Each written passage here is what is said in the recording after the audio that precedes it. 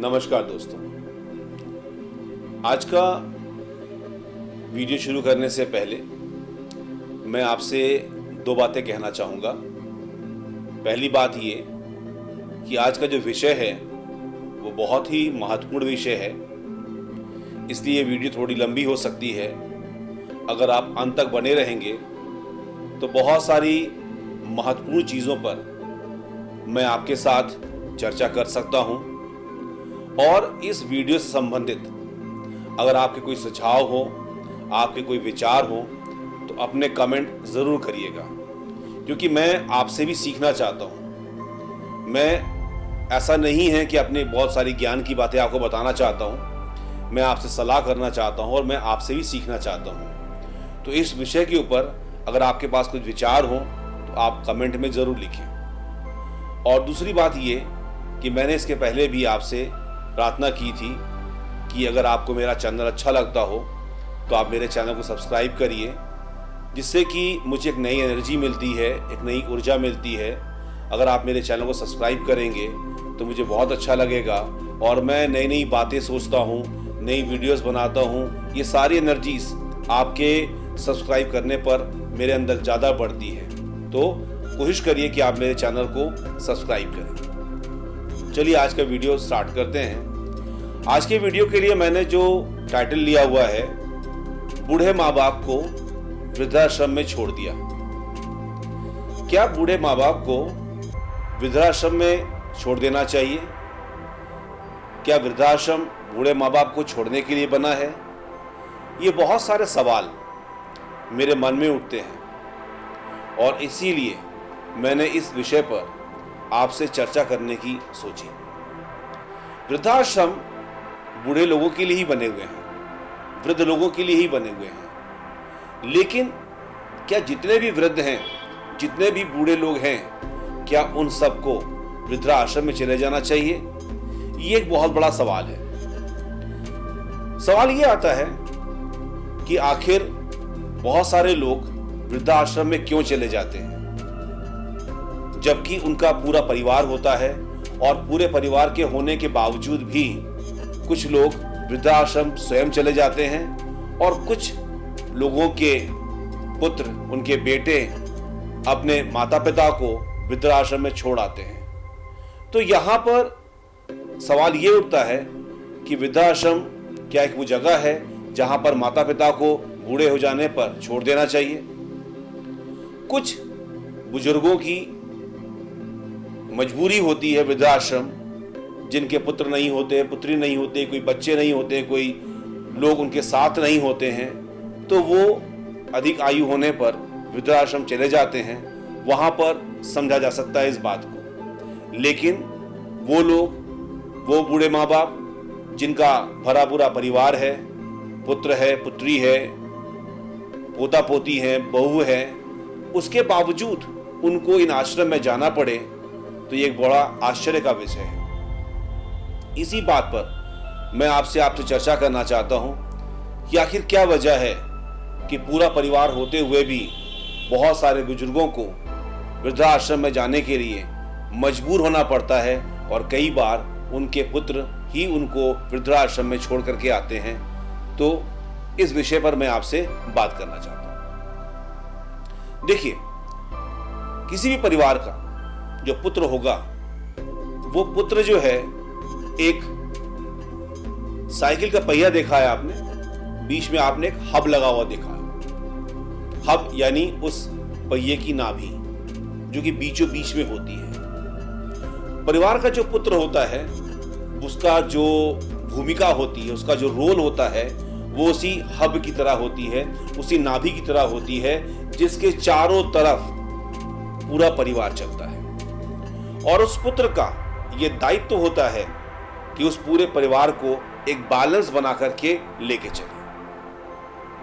लेकिन कई बार ऐसा होता है कि सामंजस्य नहीं बन पाता है, बैलेंस नहीं बन पाता है और माता पिता और पुत्र आपस में एक साथ नहीं रह पाते हैं और वो अलग अलग हो जाते हैं। परिवार टूट जाता है, परिवार बिखर जाता है और इसमें सबसे ज़्यादा जो हानि उठानी पड़ती है वो बूढ़े माँ बाप को उठानी पड़ती है।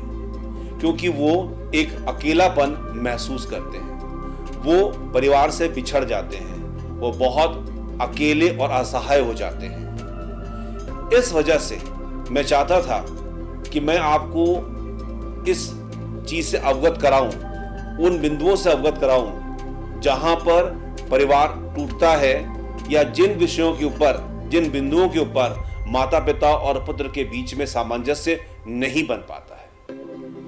मैंने अपनी चर्चा में बहुओं को नहीं शामिल किया है, मैंने अपनी चर्चा में बेटियों को शामिल नहीं किया है। मैं अपनी चर्चा में सिर्फ माता पिता और पुत्र को ही लेके चल रहा हूं और मैं ये चाहता हूं कि इस विषय पर आप मेरे साथ चर्चा करें और मेरे संदेश को आगे लोगों तक पहुंचाएं, जिससे कि वो असहाय बुजुर्ग जिनका कोई नहीं है उनको एक अच्छा जीवन मिल सके अंत समय में। जहां पर भी मैंने इन चीजों को देखा है कि पुत्र जो है अपने बूढ़े माँ बाप से अलग हो गए हैं या माँ बाप मजबूरी में अपने पुत्र से अलग हो गए हैं, वहां पर कुछ बिंदुओं पर चर्चा होनी चाहिए। और जो सबसे पहला जो बिंदु आता है कि जिस वजह से माता पिता और पुत्र अलग हुए हैं, उनमें जो मैंने पहला बिंदु देखा वो था एक गुस्सा पुत्र का अपने माता पिता के प्रति। यह गुस्सा उसके अंदर क्यों आया?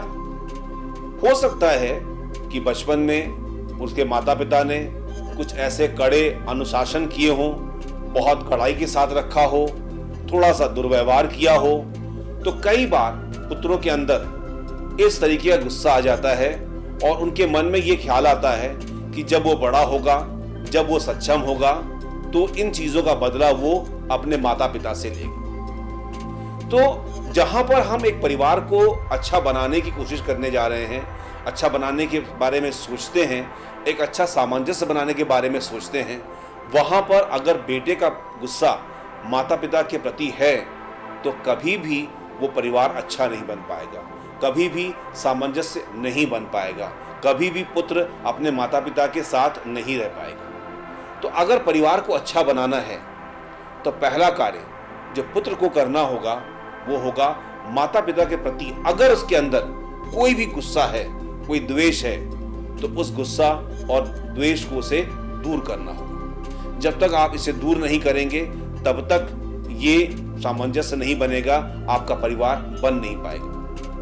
देखिए, जो हमारे पूरे माता पिता हैं उनको हमारी जरूरत है, हमारे सहारे की जरूरत है, वो कमजोर हैं और हमें उनको सहारा देना होगा, ये हमारा कर्तव्य है। तो अगर किसी भी पुत्र के अंदर, सबके अंदर नहीं होता, किसी के अंदर अगर इस प्रकार का कोई गुस्सा अपने माता पिता के प्रति है तो उसे सबसे पहले उस गुस्से को दूर करना होगा।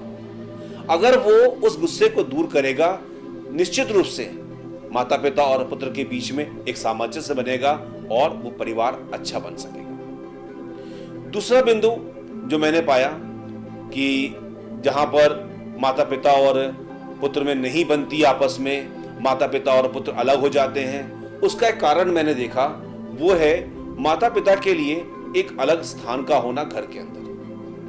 कई बार ऐसा होता है कि जिस घर में माता पिता पुत्र अपने परिवार के साथ रहते हैं, बहुएं होती हैं, बच्चे होते हैं, माता पिता के लिए कोई अतिरिक्त स्थान नहीं होता, कोई ऐसा स्थान उनके लिए स्पेसिफिकली नहीं होता कि ये माता पिता का कमरा है, ये इनका कमरा है, ऐसा नहीं होता।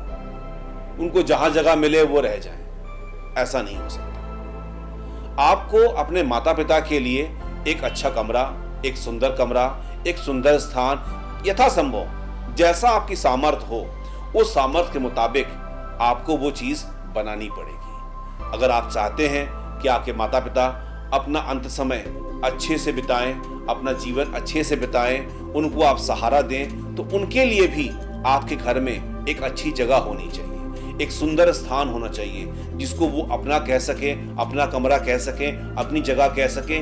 तो डेफिनेटली आपके और उनके बीच में सामंजस्य बहुत बढ़ेगा, आपका परिवार बहुत सुंदर बनेगा, आपका परिवार बहुत अच्छा बनेगा। तो ये जरूरी है कि माता पिता के लिए भी घर में एक स्थान होना चाहिए। तीसरी बात जो है वो है पैसा।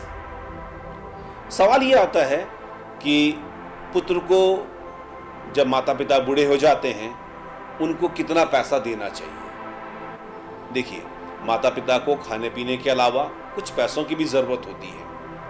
ये पैसा उनके अपने कुछ व्यक्तिगत खर्चे होते हो, ज़्यादा खर्चे नहीं होते बुजुर्गों के, लेकिन थोड़े बहुत हो सकते हैं। तो कुछ पैसा तो उनके लिए आपको रखना पड़ेगा, उनको आपको देना पड़ेगा। तो सवाल ये होता है कि पुत्र को माता पिता को कितने पैसे देने चाहिए। एक पुत्र को माता पिता को कम से कम उतने पैसे देने चाहिए जितना वो पुत्र अपने पुत्र के लिए खर्च करता है। अब आप ये कहेंगे कि अपने पुत्र के ऊपर जब वो छोटा होता है, बच्चा होता है, तो ज़्यादा पैसे खर्च नहीं होते। बिल्कुल नहीं होते, लेकिन वो बेटा अपने पुत्र के लिए के भविष्य के लिए कुछ पैसे तो रखता है कि उसका भविष्य बने। तो जिस तरीके से वो अपने बेटे के लिए भविष्य के लिए कुछ पैसे रखता है, वैसे ही पैसा उसे अपने माता पिता के लिए भी रखना चाहिए। क्योंकि माता पिता अगर सक्षम नहीं हैं, अगर उनके पास इतने पैसे नहीं हैं, अपना वो इलाज नहीं कर सकते, क्योंकि जब वो बुजुर्ग होते हैं तो इलाज का खर्चा बढ़ जाता है, तो उनको इलाज कराने का पैसा भी उस बेटे को देना चाहिए।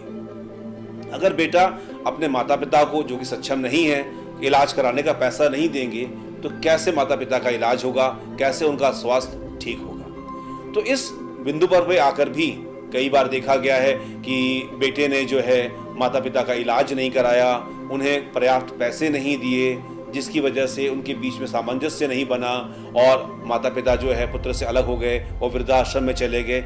इस तरह की चीज़ें भी देखने को मिलती हैं। तो यहाँ पर इस बात को समझना होगा हमें कि माता पिता को हम कम से कम इतना पैसा दें कि वो अपनी व्यक्तिगत ज़रूरतों को पूरा कर सकें और जो उनके इलाज के ऊपर पैसा खर्च हो वो भी पूरा हो सके।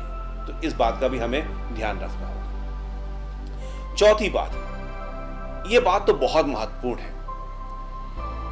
जब इंसान, हमारे माँ बाप बुजुर्ग हो जाते हैं, बड़ी उम्र के हो जाते हैं, तो वो अपने आप में बड़ा अकेलापन महसूस करते हैं। वो सोचते हैं कोई उनसे बातचीत करे, और हमारे पास समय नहीं होता।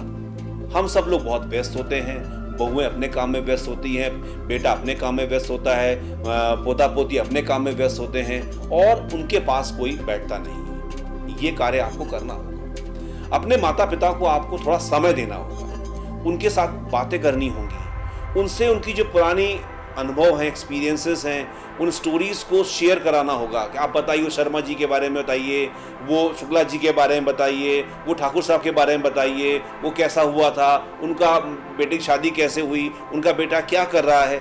जब इस तरह की बातें, इस तरह की चर्चा आप उनके साथ में बैठ के करेंगे, निश्चित रूप से उनका मन भी हल्का होगा और उनको ये लगेगा कि हाँ, उनके साथ भी कोई है।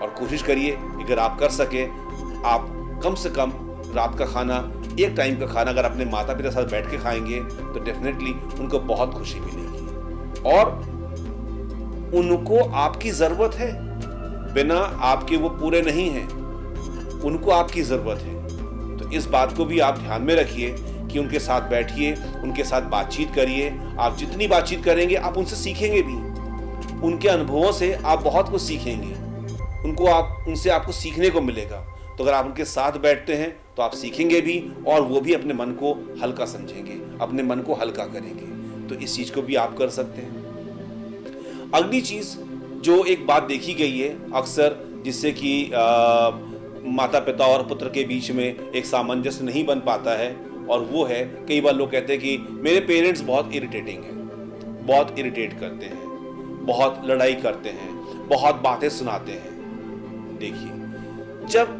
इंसान ज़्यादा उम्र का हो जाता है, ज़्यादा उसकी उम्र हो जाती है, तो उसके अंदर ये चीज़ें आ जाती हैं, एक चिड़चिड़ापन आ जाता है। ऐसा होता क्यों है? ऐसा इसलिए होता है कि उस इंसान ने पूरे समय अपनी फैमिली को कमांड किया है, पूरे समय वो अपनी फैमिली का लीडर रहा है। लेकिन जब उसकी उम्र बढ़ जाती है तो उस समय वो जगह आपने ले ली, यानी उसके बेटे ने ले ली। अब वो कमांड उसके बेटे के पास आ गया। अब सब लोग बेटे की बात सुनते हैं और बूढ़े माँ बाप की बात नहीं सुनते हैं। तो एक चिड़चिड़ापन जो है वो माता पिता के अंदर आ जाता है कि जिस परिवार को पूरे समय हमने लीड किया, अब उस परिवार को कोई और लीड कर रहा है और उनका समय समाप्त हो चुका है। तो वो चिड़चिड़ापन उनके अंदर आ जाता है। जिस तरीके से आप अपने बच्चों को थोड़ा समय देते हैं ठीक होने के लिए, वैसा ही आप उनको भी समय दीजिए, उनको समझाइए। जब वो बहुत गुस्से में हो तो उनसे इतना ही कहिए कि पापा मम्मी अभी आप थोड़ा शांत हो जाइए, हम आपसे इस बारे में बाद में बात करेंगे। अभी आपको बहुत गुस्सा आ रहा है, कोई बात नहीं, हम इस बारे में आपसे बाद में बात करेंगे। तो इस तरह की बातें करके आप उनके गुस्से को शांत कर सकते हैं और आप उनका जो व्यवहार है उसको थोड़ा सा आप बदल सकते हैं। और ये चिड़चिड़ापन बूढ़े होने पर, उम्र होने पर आ ही जाता है।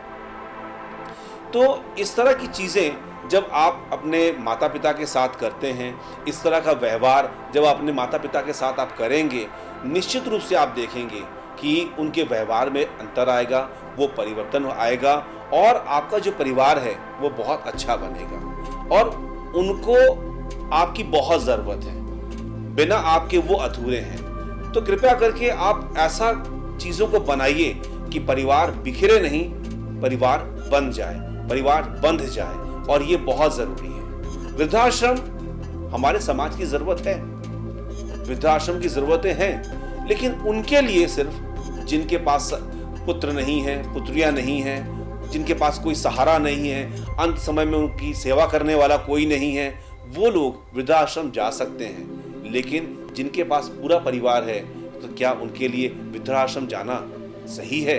इस बात को सोचिएगा। अगर आप ये सोच रहे हैं मेरे माता पिता तो मेरे साथ रहते हैं, मुझे क्या ज़रूरत है इस बातों को सुनने की, बिल्कुल सही बात है। लेकिन मैं चाहता हूँ आप इस बात को सुने, क्योंकि इस बात को सुन करके आप किसी और को इस बात को सिखा सकते हैं। क्योंकि मेरी बातें हर आदमी तक नहीं पहुँच सकती, लेकिन मेरे साथ जो जुड़े हुए लोग अगर ये दो लोगों को, तीन लोगों को मेरी आगे बातें पहुँचाएंगे तो ये बातें बहुत बड़े समाज तक पहुँच पाएंगी। और ये बहुत बड़ी ज़रूरत है आज के समाज में कि हम इस मैसेज को, इस संदेश को बहुत आगे तक फैलाएं, जिससे कि ये समाज एक बढ़िया समाज बने, एक अच्छा परिवार बने, एक अच्छा माहौल बने, जो कि हमारे समाज की बहुत बड़ी ज़रूरत है। आज के लिए इतना ही। अगर मेरा ये वीडियो आपको अच्छा लगा हो तो आप मुझे कमेंट करिएगा, और आपकी कोई भी राय हो इस वीडियो के बारे में, इस मुद्दे के बारे में, तो आप उसके लिए भी कमेंट्स करिएगा। मैं आपके कमेंट्स का इंतज़ार करूँगा। धन्यवाद।